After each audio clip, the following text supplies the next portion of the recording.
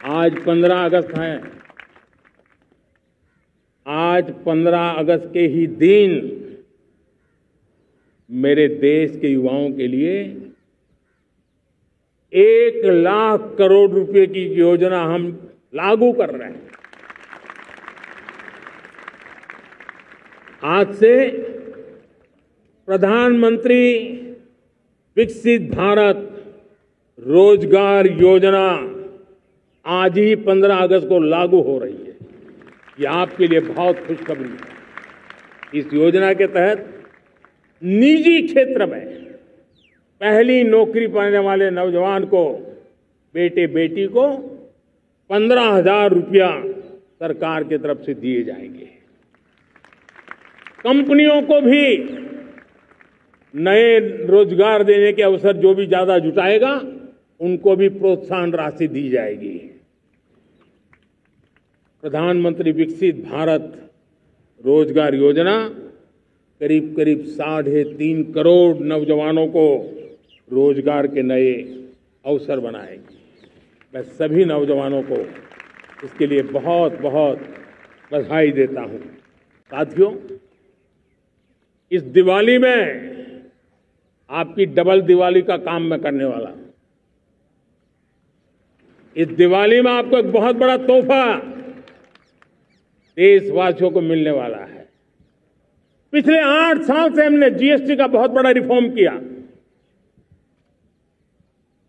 पूरे देश में टैक्स के बर्डन को कम किया, टैक्स की व्यवस्थाओं को सरल किया और 8 साल के बाद समय की मांग है कि हम एक बार उसको रिव्यू करें। हमने एक हाई पावर कमेटी को बिठा करके रिव्यू शुरू किया, राज्यों से भी विचार विमर्श किया और मेरे प्यारे देशवासियों, हम नेक्स्ट जनरेशन जीएसटी रिफॉर्म्स लेकर के आ रहे हैं। ये दिवाली के अंदर आपके लिए तोहफा बन जाएंगे। सामान्य मानवीय की जरूरतों के टैक्स भारी मात्रा में कम कर दिए जाएंगे। बहुत बड़ी सुविधा बढ़ेगी। हमारे एमएसएमई, हमारे लघु उद्यमी, इनको बहुत बड़ा लाभ मिलेगा। रोजमर्रा की चीजें बहुत सस्ती हो जाएगी और उससे इकोनॉमी को भी एक नया बल मिलने वाला है। जब युद्ध के मैदान में टेक्नोलॉजी का विस्तार हो रहा है, टेक्नोलॉजी हावी हो रही है, तब राष्ट्र की रक्षा के लिए, देश के नागरिकों की सुरक्षा के लिए हमने जो आज महारत पाई है, वो महारत का और विस्तार करने की जरूरत है। हमने आज जो महारत पाई है उसको लगातार अपग्रेडेड करते रहने की आवश्यकता है। और इसलिए साथियों, मैंने एक संकल्प लिया है। मुझे आपके आशीर्वाद चाहिए, कोटि कोटि देशवासियों के आशीर्वाद चाहिए, क्योंकि समृद्धि कितनी ही क्यों न हो, अगर सुरक्षा के प्रति उदासीनता बरतते हैं तो समृद्धि भी किसी काम की नहीं रहती। और इसलिए सुरक्षा का महत्व बहुत बड़ा है। और इसलिए मैं आज लाल किले की प्राचीर से कह रहा हूं, आने वाले 10 साल में 2035 तक राष्ट्र के सभी महत्वपूर्ण स्थलों, जिनमें सामरिक के साथ साथ सिविलियन क्षेत्र भी शामिल है, जैसे अस्पताल हो, रेलवे हो, जो भी आस्था के केंद्र हो, उन्हें टेक्नोलॉजी के नए प्लेटफॉर्म द्वारा पूरी तरह सुरक्षा का कवच दिया जाएगा। ये सुरक्षा का कवच लगातार विस्तार होता जाए, देश का हर नागरिक सुरक्षित महसूस करे। किसी भी प्रकार की टेक्नोलॉजी हम पर वार करने आ जाए, हमारी टेक्नोलॉजी उससे बेहतर सिद्ध हो। और इसलिए आने वाले 10 साल 2035 तक में ये राष्ट्रीय सुरक्षा कवच का विस्तार करना चाहता हूं, मजबूती देना चाहता हूं, आधुनिक बनाना चाहता हूं। और इसलिए भगवान श्री कृष्ण से प्रेरणा पाकर के हमने श्री कृष्ण का जो सुदर्शन चक्र था, उस सुदर्शन चक्र की राह को चुना है। आप में से बहुत लोगों को याद होगा, जब महाभारत की लड़ाई चल रही थी, श्री कृष्ण ने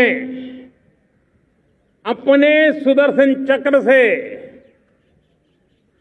सूर्य के प्रकाश को रोक दिया था और दिन में ही अंधेरा कर दिया था।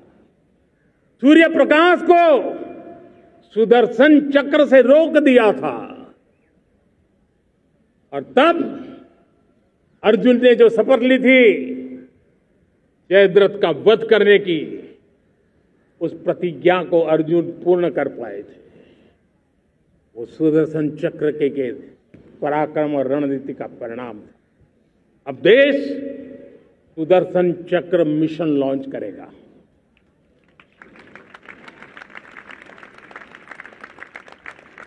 ये मिशन सुदर्शन चक्र एक पावरफुल वेपन सिस्टम दुश्मन के हमले को न्यूट्रलाइज तो करेगा ही करेगा, लेकिन कई गुना ज्यादा दुश्मन पर हिट बैक करेगा।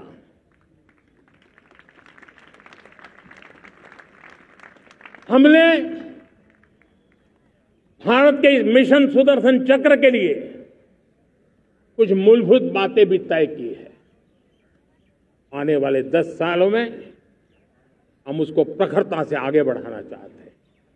एक तो ये पूरी आधुनिक सिस्टम, इसके लिए रिसर्च, डेवलपमेंट, उसकी मैन्युफैक्चरिंग हमारे देश में ही हो, हमारे देश के नौजवानों के टैलेंट से हो, हमारे देश के लोगों के द्वारा बनी।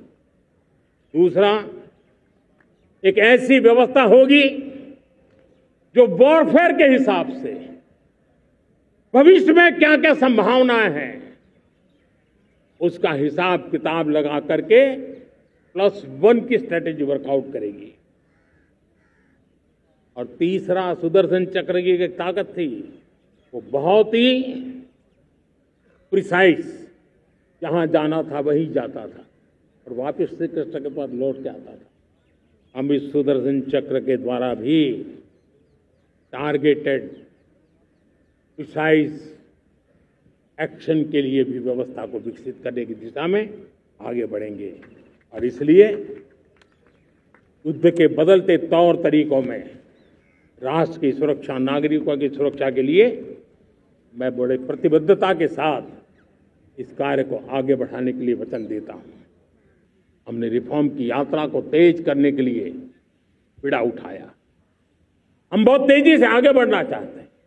मैं चाहता हूं देशवासियों, देश के लिए कर रहा हूं, मैं मेरे लिए नहीं कर रहा हूं, किसी का बुरा करने के लिए नहीं कर रहा हूं।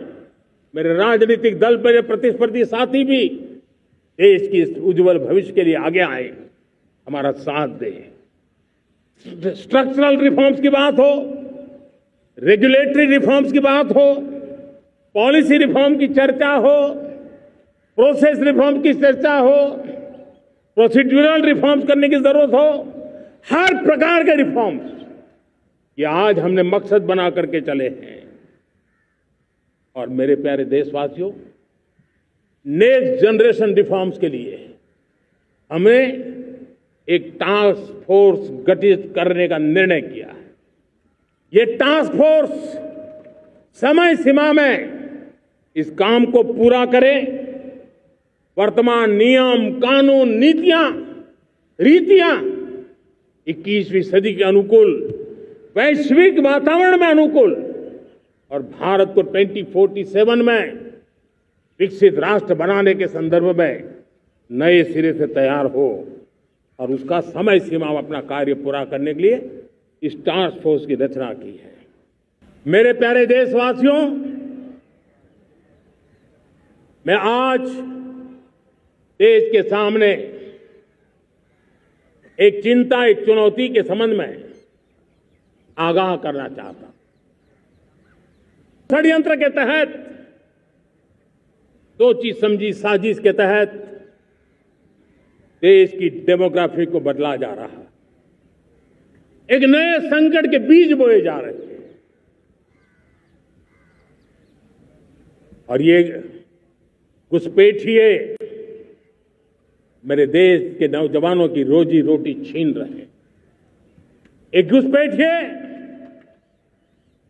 मेरे देश की बहन बेटियों को निशाना बना रहे हैं।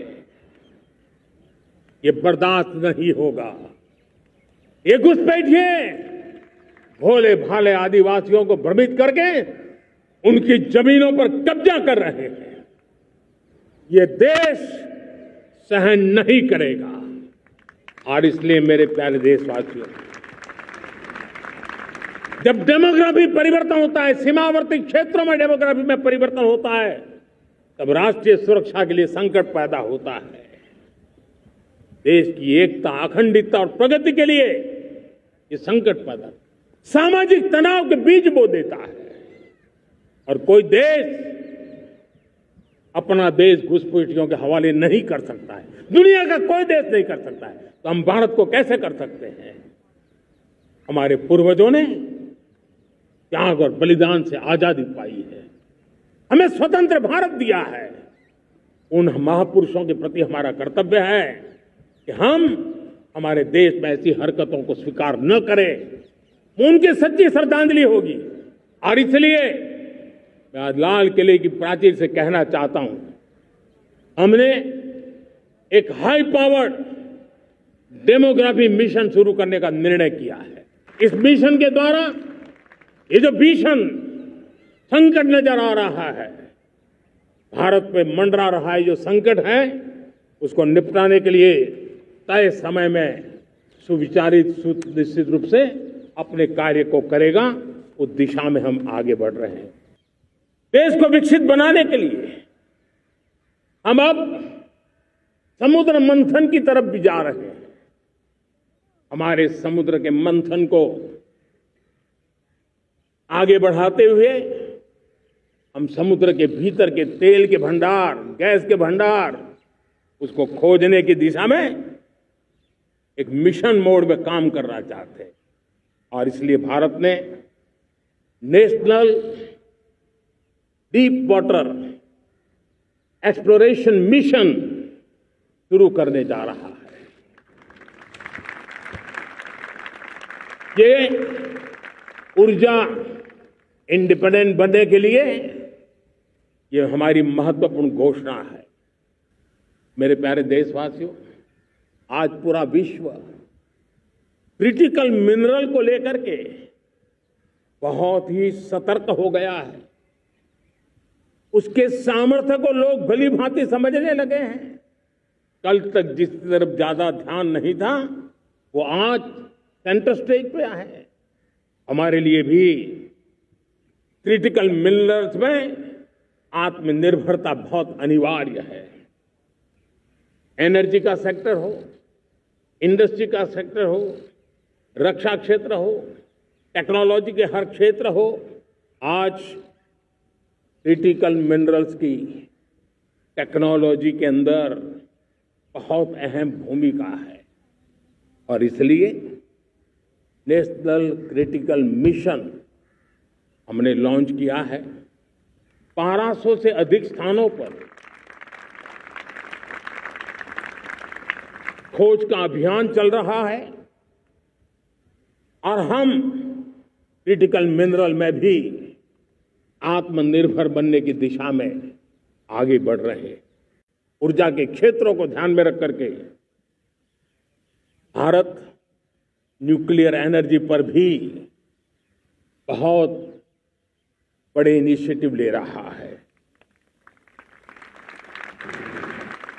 न्यूक्लियर एनर्जी में 10 नए न्यूक्लियर रिएक्टर तेजी से काम कर रहे हैं। 2047 तक जो कि हमने विकसित भारत का लक्ष्य तय किया है। जब देश की आजादी के 100 साल होंगे, हम परमाणु ऊर्जा क्षमता 10 गुना से भी अधिक बढ़ाने का संकल्प लेकर के आगे बढ़ रहे हैं। आज मेरा लाल किले की प्राचीर से मेरे देश के युवा वैज्ञानिकों को, मेरे टैलेंटेड यूथ को, मेरे इंजीनियर्स को और प्रोफेशनल्स को और सरकार के हर विभागों को भी मेरा आह्वान है, क्या हमारा अपना made in India fighter jets के लिए जेट इंजन हमारा होना चाहिए कि नहीं होना चाहिए?